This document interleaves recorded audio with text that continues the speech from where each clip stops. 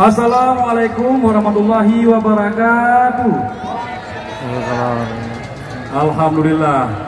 Jadi izinkan kami dari Bandret, itu jauh-jauh dari Aceh Timur. Dan tadi alhamdulillah kami juga dikasih tempat penginapan sama Mulia Bijih Mata.